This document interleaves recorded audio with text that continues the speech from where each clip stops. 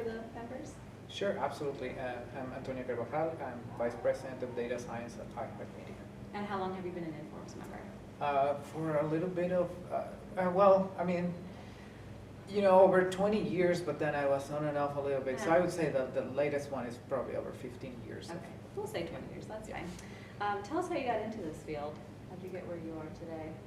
Sure. Well, I mean, I wish I could tell you like this very exciting story about all the trials and tribulations that brought me to this field, but the truth is that my path here was pretty direct.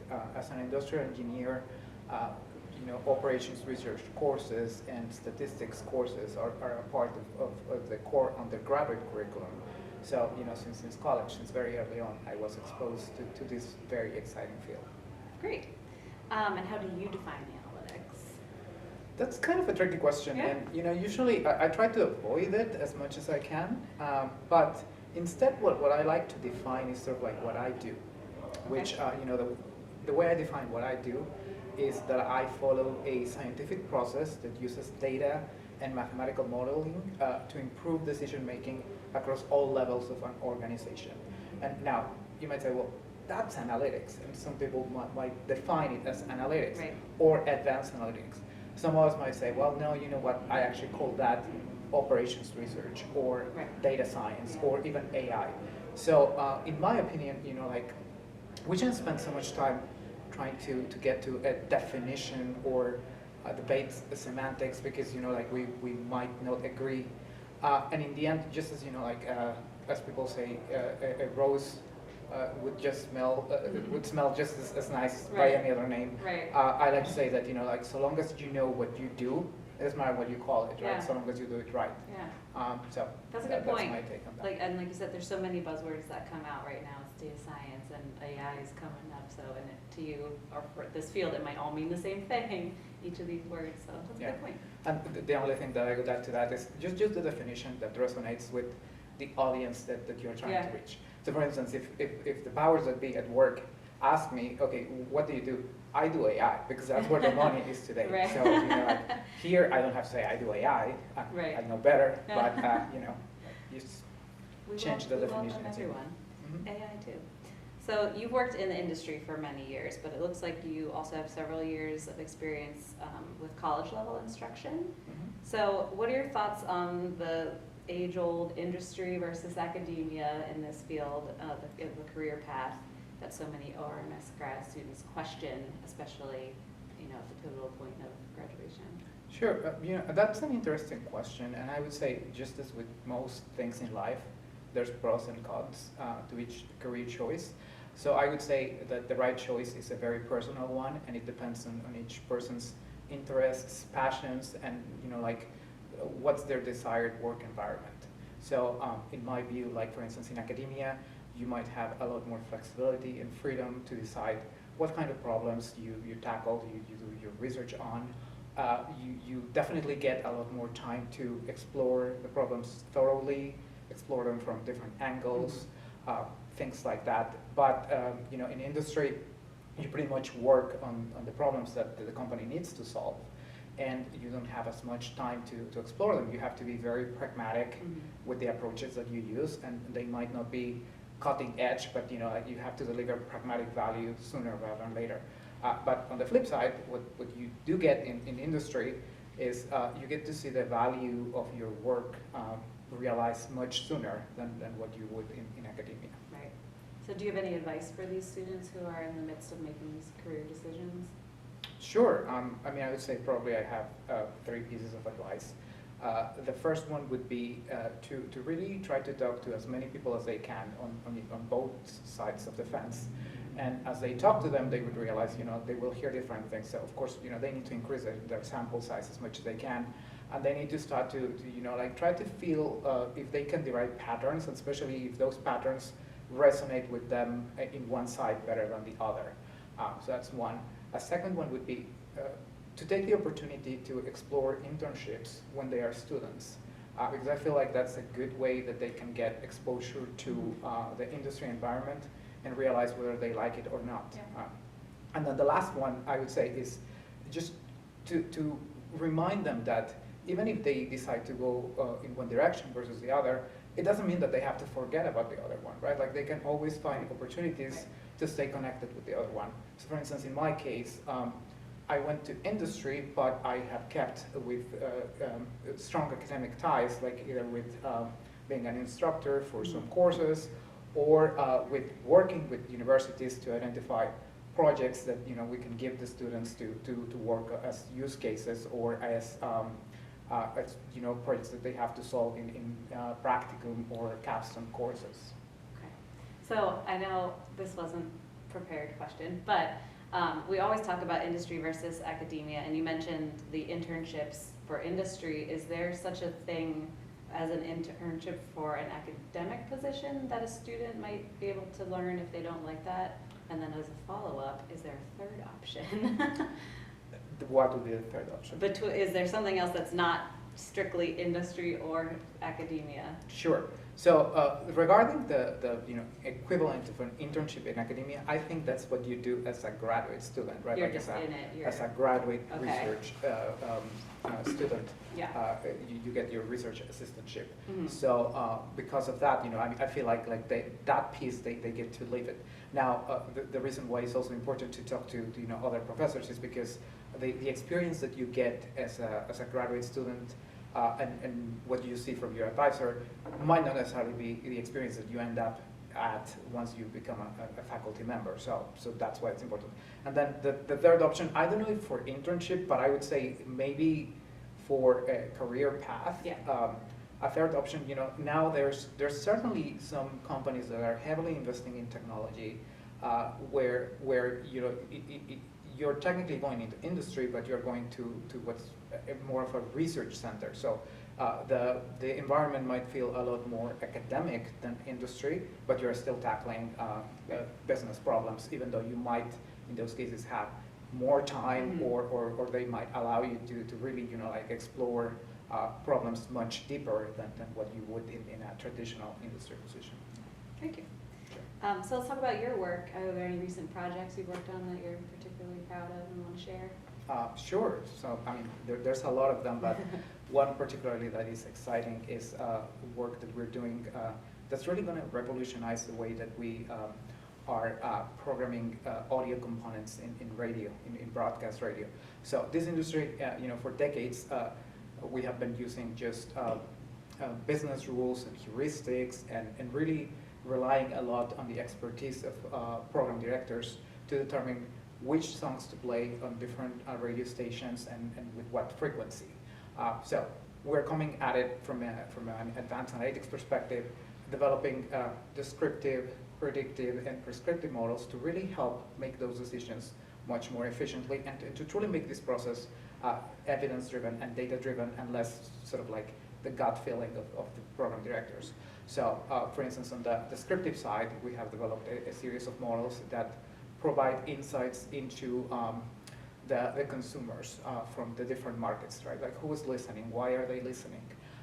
We have also developed other models that take a look at all the different radio stations that we have across the nation and figure out profiles of similar stations so that these stations can leverage information, data, research from each other.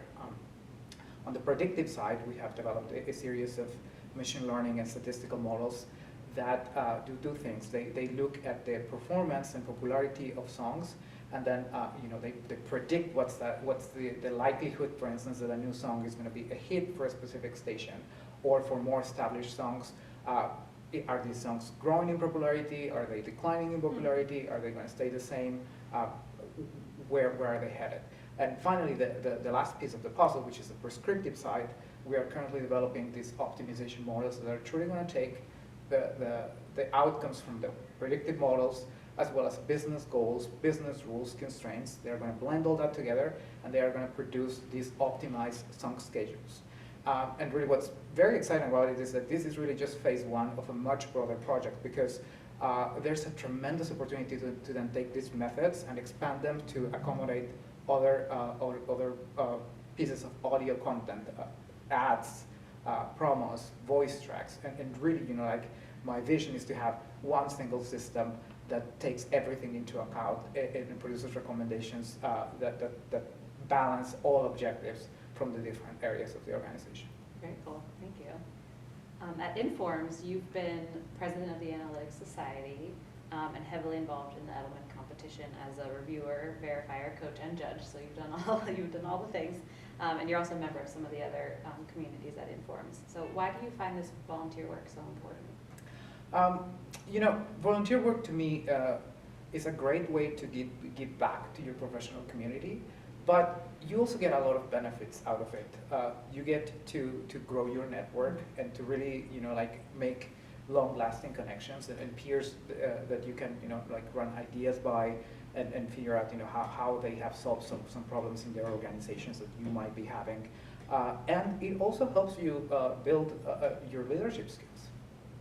So you've also been an Edelman, well, you are an Edelman laureate, which means that you are a finalist in the competition, right? So can you talk about what your experience has been like on both sides of the judging table? Yeah, I like to say that when I volunteer, I learned sort of like all the ins and outs of the organization, and really it helped me figure out, what was resonating with the committees. What were the items that they were looking for when evaluating an application, what was important versus what was, maybe not as appealing. So when the time came in that I had an application, and I had to figure out, well, how do I put it together? I had clarity of what are the pieces of the project that I needed to emphasize, so it would resonate better when it came for the committee at the time to judge and evaluate it. Yeah. So of all the things you've done for Informs in your 20-year membership, what's been your favorite experience?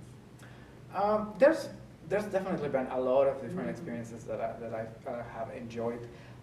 The one that comes to mind is probably the first experience that I had as a volunteer in Informs, which is it's way back when I just started my first industry position.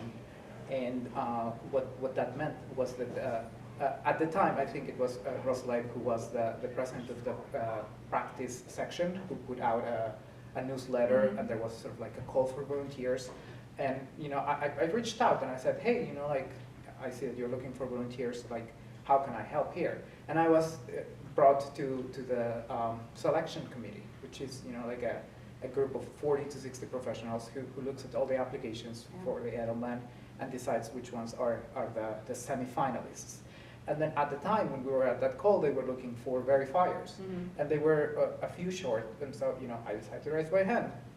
And to me, that was kind of like a step beyond what I wanted to do initially, but it went through, and I partnered with Randy Robinson, who's an excellent mentor, and I learned a ton from him. And when the time came to select the finalists, they were looking for coaches, and they're like, okay, well, probably the verifiers should stay as coaches. And I was like, whoa, it was a little bit daunting, and I was like, talk about imposter syndrome. It's my first year, right? And now you're wanting me to become a coach. And what they told me is like, okay, well, Randy will be there. He's more experienced, so you'll definitely learn a lot from him. And you should give it a try if you want. It's a group of coaches, right? It's two generally. Two. And then, I decided, okay, well, I'll contribute.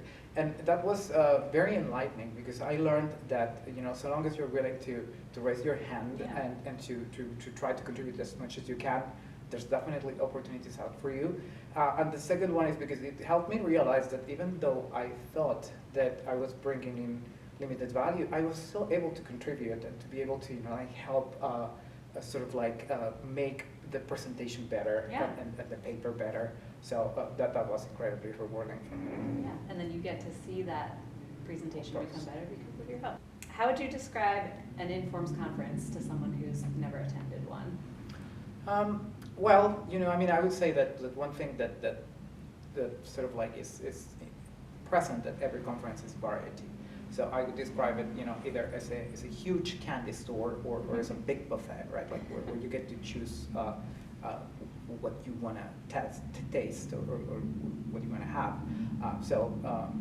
Using the analogy of the buffet, like you can decide, whether you want to try a group of dishes that are very similar to each other and just go deep in there, or whether you want to try tons of different dishes. Like here you can find someone who's doing something that would be appealing to you. Right.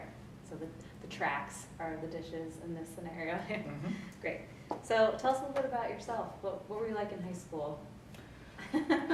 Well, I've always been sort of bad at describing myself, but if you're really interested, like my friend Natalia, who was also attending the conference, Mhm. I've known her since high school. Okay, Like, that's that's interesting. always like a cool. You went to the same high school? That's so I've cool. known her since high school and Wow. college, and then we were connected. And these conferences are usually a great venue to reconnect and, Yeah. catch up. So how would Natalia describe you as a high school kid? What word You would know, she use? I would say that she would say that I'm smart, or at least Good. that's There what you she go. claims. It's easier to use someone else's words to describe Right? yourself, right? Yeah, that's probably true. And then, when it comes to actual piece of advice to myself, well, first thing that I would say is, like just a reminder that it does get better. Yeah. But besides that, when it comes to career skills, if you will, I would say that in addition to honing mathematics and science skills, I would try to find more opportunities to look for, to develop skills in marketing and sales, because those skills are incredibly important and valuable when it comes to having to sell your ideas. Mhm. Like in the end, it doesn't matter, like if you have the best mathematical model, like if you cannot sell it to someone so in a way that resonates with them, then it's just not that important. Yeah, so the soft skills, if you Mhm. will, yeah. So tell us something else about you that might not be found on your resume or your LinkedIn.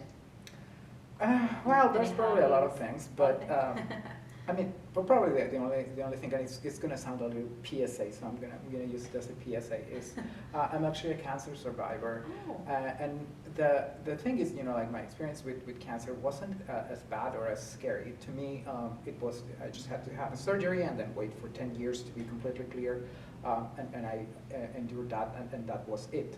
But it was because of early detection. So Okay. the PSA is, just to remind people not to skip the annual checkups, because that saves lives. In this case, that's what saved my life. Thank you for sharing that. And thank you for your time today. Thank Wonderful you. for you.